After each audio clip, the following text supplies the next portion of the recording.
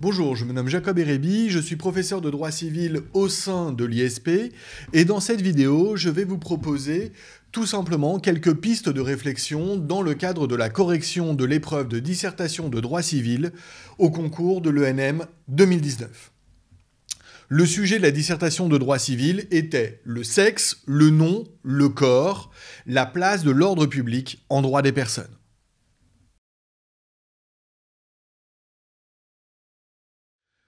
Les premières pistes de réflexion que je vous propose de mener concernent de manière négative ce qu'il ne fallait pas faire.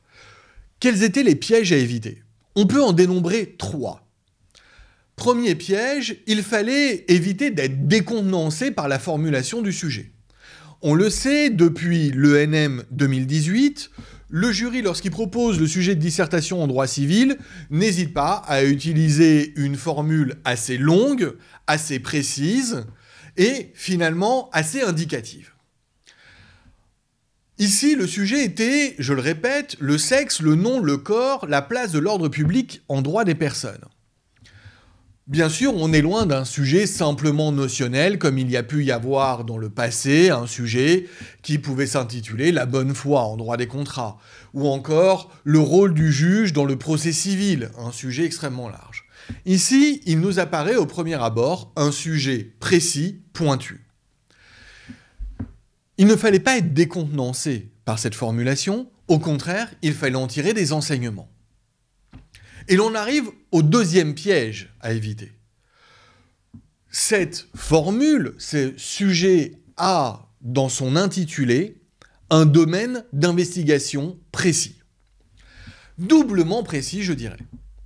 D'abord, le sujet nous invite à envisager le droit des personnes. Même si l'on sait que dans une dissertation de droit civil, il faut être capable d'expertiser tout le droit civil. À titre d'exemple ou d'illustration, bien sûr, il faut être capable aussi d'envisager des questions, par exemple, processuelles. Il est clair qu'ici, le sujet centrait toute la démonstration sur le droit des personnes. Immédiatement, on peut se dire que le droit des personnes est un champ, lui-même une matière relativement restreinte, peut-être la plus petite au programme du concours en droit civil. Le droit des personnes, d'ailleurs, c'est pas le droit des biens, c'est pas le droit de la famille. Je vous donne un exemple. Sur la question du nom, du sexe, on pourrait penser à l'application ou à des questions relatives à la loi du 17 mai 2013 sur le mariage pour tous, et notamment sur la validité du mariage entre personnes de même sexe.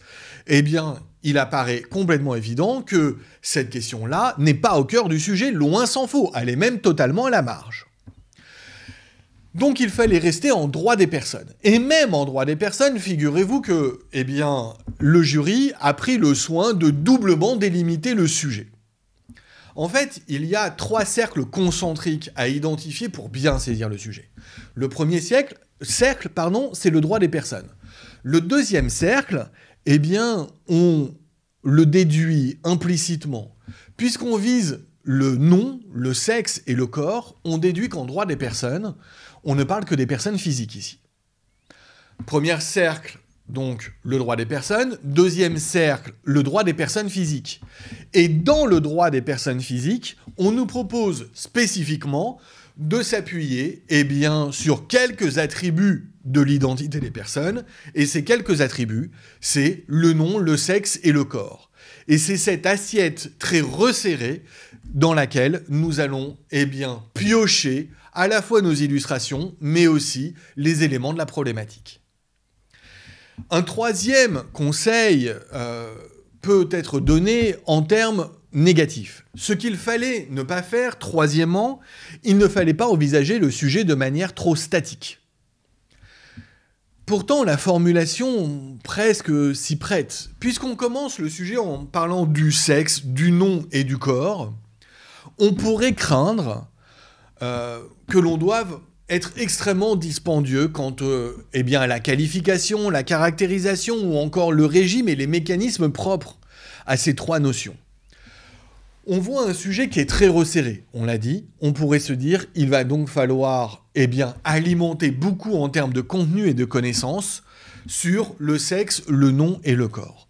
En réalité, c'est pas comme cela qu'il fallait interpréter le sujet. Il fallait pas envisager de manière statique le nom, le sexe et le corps, mais bien apprécier ces trois attributs de la personne au regard, de ce qui est l'élément central, la place de l'ordre public en la matière. Autrement dit, et on va le reformuler une dernière fois, le sujet, c'était la place de l'ordre public en droit des personnes, notamment dans le cadre des thèmes relatifs au sexe, au nom et au corps. Le sujet part de l'exemple, part de l'illustration, part des thèmes qu'il fallait développer pour asseoir une problématique plus générale en droit des personnes.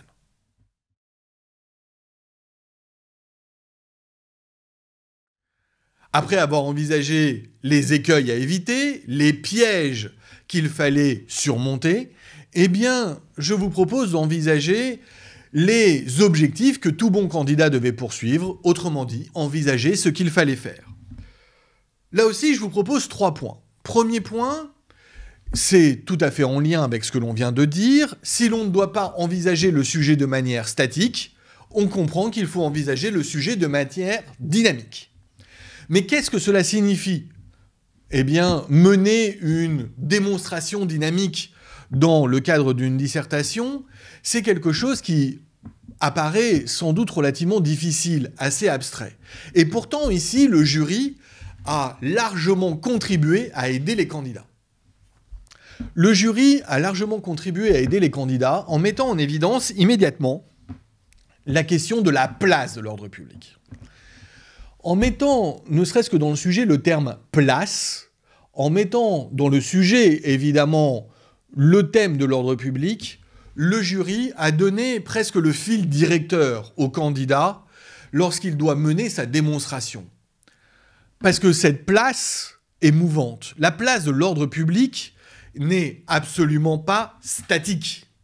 La place de l'ordre public dans toutes les matières, et plus encore en droit des personnes, et plus encore en droit des personnes physiques, la place de l'ordre public est sans cesse redéfinie et sans cesse en pleine mutation, parce que la notion d'ordre public est elle-même non définie.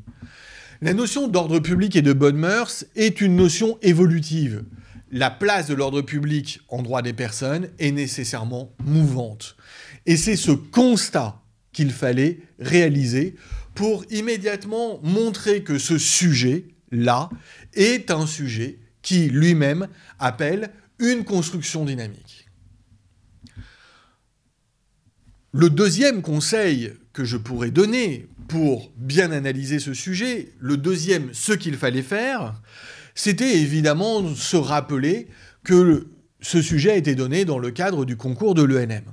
Il s'adresse à des futurs magistrats, et en tant que tel, on attend évidemment que le candidat se positionne tel le magistrat. Or là, apparaît avec évidence ce qui va être le cœur de la problématique. On nous dit, dans l'énoncé du sujet, que la question centrale est la place de l'ordre public. Or, qui est garant de l'ordre public ? Le juge.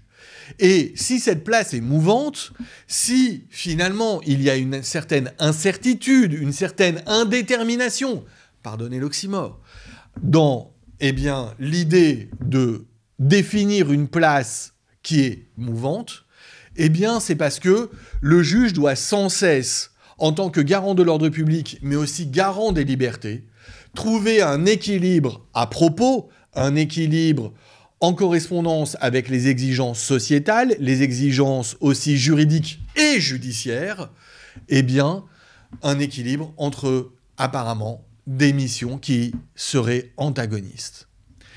Le juge va devoir donc, en droit des personnes, notamment concernant le sexe, le nom et le corps, trouver un juste équilibre entre ordre public et liberté. Et c'est tout cet ajustement que le juge réalise constamment depuis 30 à 50 ans en droit des personnes. Bien sûr, on ne peut pas manquer de se référer à l'importance de la jurisprudence, aussi de la loi, vous me direz, mais regardez bien les questions du nom, du sexe et du corps, c'est d'abord de l'initiative prétorienne avant d'être de la consécration légale.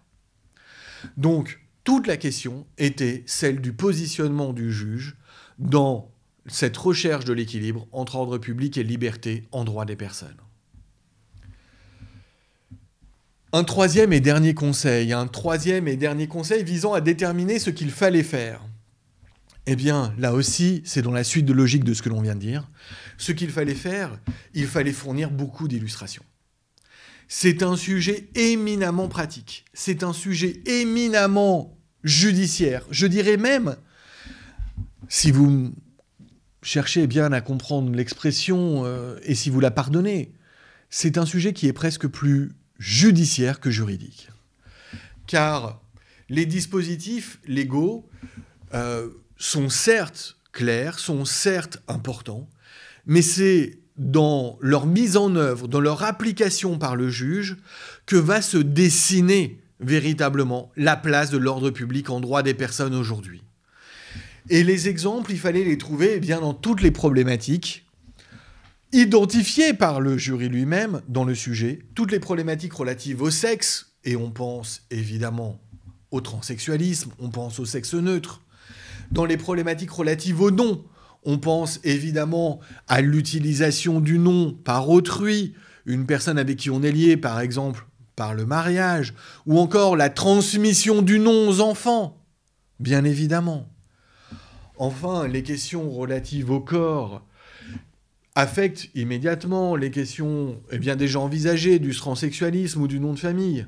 Mais la question du corps, c'est aussi la question de la dignité humaine. On va alors beaucoup penser, évidemment, à des questions comme les conventions de mères porteuses, des questions comme, on l'a déjà dit, le transsexualisme, peut-être même aussi l'état civil et la transcription à l'état civil du nom d'un enfant né d'une gestation pour autrui. Les exemples sont nombreux. Il ne fallait peut-être pas envisager le sujet comme un sujet d'actualité. La jurisprudence en la matière n'a de cesse de se développer depuis 30 ans. Il y a beaucoup de jurisprudence déjà dans les années 90 ou au début du XXIe siècle, mais il y a aussi beaucoup d'actualité. En 2017 et 2018, ces questions ont pris une importance aussi essentielle. Finalement, un sujet qui n'est pas un pur sujet d'actualité, puisqu'en droit des personnes, on analysera toujours le sujet sur 30-50 ans, mais un sujet extrêmement prégnant et extrêmement important dans ce fil temporel. Et ce fil temporel que l'on va, encore une fois, faire partir des années 80 jusqu'à aujourd'hui, eh bien, ce fil temporel révèle que la place de l'ordre public en droit des personnes n'a eu de cesse d'évoluer. Elle a sans doute été longtemps absolument essentielle, cette place de l'ordre public, comme un premier commandement, le respect de l'ordre public avant toute autre considération, toute autre chose. Aujourd'hui, l'affirmation doit être mesurée.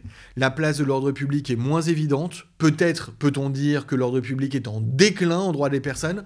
En tout cas, sur certains aspects, pas tous. C'est absolument pas un déclin définitif ou absolu. C'est certes un déclin relatif, mais un déclin avéré tout de même. Il suffit, encore une fois, de prendre en considération les exemples que l'on peut trouver à propos du sexe ou du nom.